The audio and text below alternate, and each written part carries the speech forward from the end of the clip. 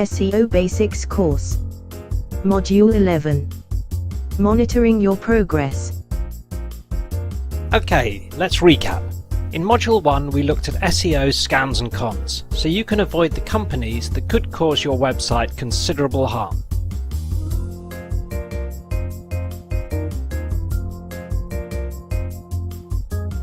In Module 2 we covered personalised search, so you don't have to make the very common mistake made by many website owners and think you have good rankings when you don't.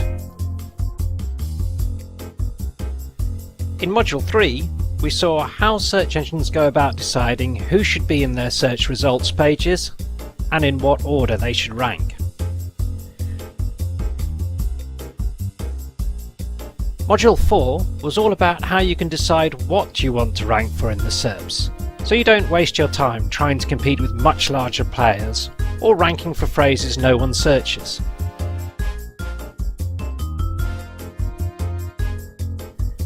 Module 5 outlined how we can help search engines understand the basic structure of our website.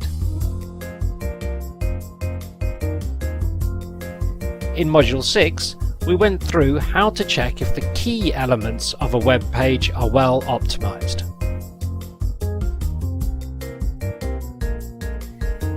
In Module 7 we got to grips with how to audit and optimize our code without needing to know anything about programming, but to ensure it is correctly marked up for search engine bots to read and understand clearly.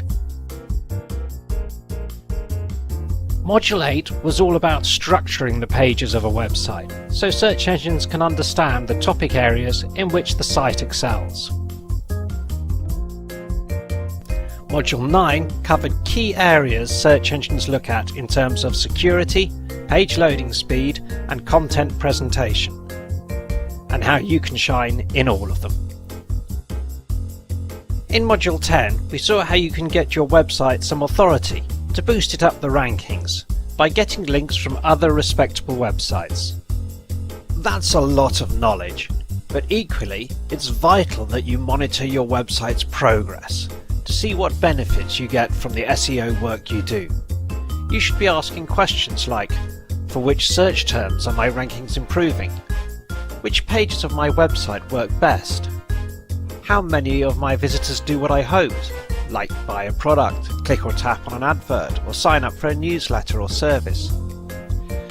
Top rankings take time, and changes won't always be obvious in the search results themselves. Remember personalised search? But there are plenty of tools which will let you know if you are heading in the right direction. The three that everyone should have are Google Search Console, Bing Webmaster Tools, and Google Analytics. There are links in the module text or below this video to tutorials which will help you set these up. Let's take a very brief overview of these tools.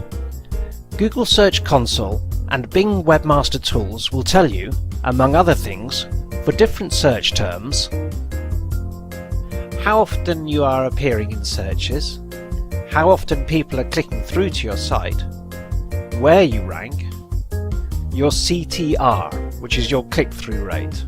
This is what percentage of people who see your website in the search results click through and visit. It's actually just your total clicks divided by total impressions and then times by 100. But rather than having to fiddle with a calculator, the consoles do this for you. And there are handy graphs, so you can see if any of these metrics are improving over time. Google Analytics will tell you about your audience, how many visitors your website is getting, who they are, what devices they are using, and a whole lot more about them. Acquisition, how your visitors discover your website, which of those sources deliver the best visitors, how effective your advertising is if you pay for clicks. Behaviour, which pages on your site are most popular and which aren't doing so well. What routes do visitors follow through your website? Conversions. How often are visitors carrying out the action you want, like buying a product, clicking an advert, or signing up for a newsletter or service?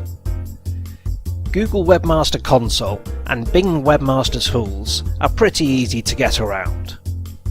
Google Analytics, on the other hand, is very comprehensive. But don't worry, Google has an excellent free course off for analytics, which you'll find at their Google Analytics Academy. It'll help you learn the key features within hours. But, and here's the big but, knowing your stats is not the true key to unlocking the potential of these tools. It's very common for webmasters to see the data, think they know what changes need to be made, and then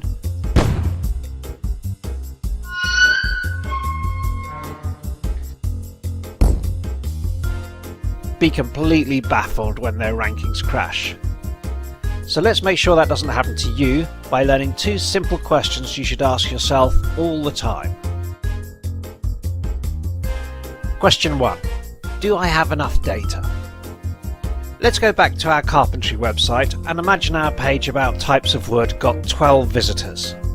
Now let's say all 12 visitors who came to our page clicked the back button. In Google Analytics, this would be reported as a 100% bounce rate. So, should we make changes to the page? No. Before you make any decision to change your website or content, be sure you have at least 30 bits of data. In this example, we need to wait until the page has had 30 visitors. This is what statisticians refer to as the minimum sample size. It's why opinion polls can't make predictions about elections by asking 10 people. The amount of data is just too small to produce accurate results.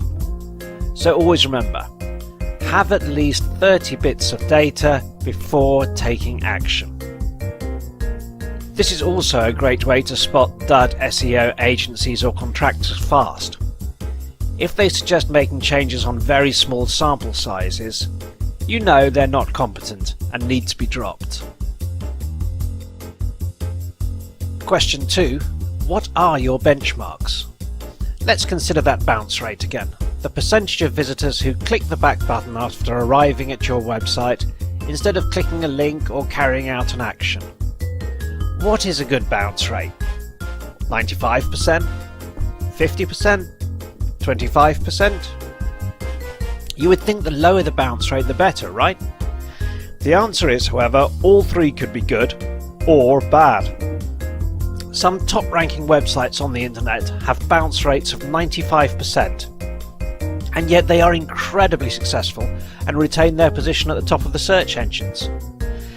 At the same time, there are websites out there with 25% bounce rates that rank very badly. So what's going on here? The information Google Analytics gives you is only relevant when you measure it against your competitors. They are your real benchmarks.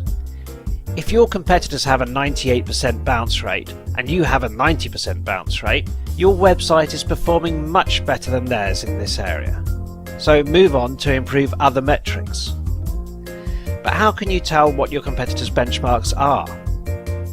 There are plenty of services out there that will provide you with that data, such as SEMrush or SEO Power Suite. Links to these are below this video or in the module text. Webmasters often get obsessed with one part of Google Analytics, wasting days trying to improve a measurement like bounce, even though it won't make any difference to their rankings. Don't let yourself get distracted in this way. It's the ultimate route to losing focus and losing your rankings, because you should have been doing something better. So now you know where you can monitor your SEO progress and how to use the data accurately to improve your online rankings further. It's time to take a step back and understand SEO within the world of online marketing.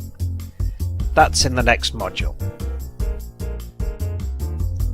Has this video highlighted issues with your SEO work or with a website you're working on, but you don't know how to resolve them? There are simply too many ways a website can be built for us to offer a comprehensive how-to part to these tutorials. However, we would recommend the following steps. First, try Googling it. If you know what platform your website is built on, say Xcart or WordPress, just try Googling what you need. For example, how to make WordPress URLs SEO friendly.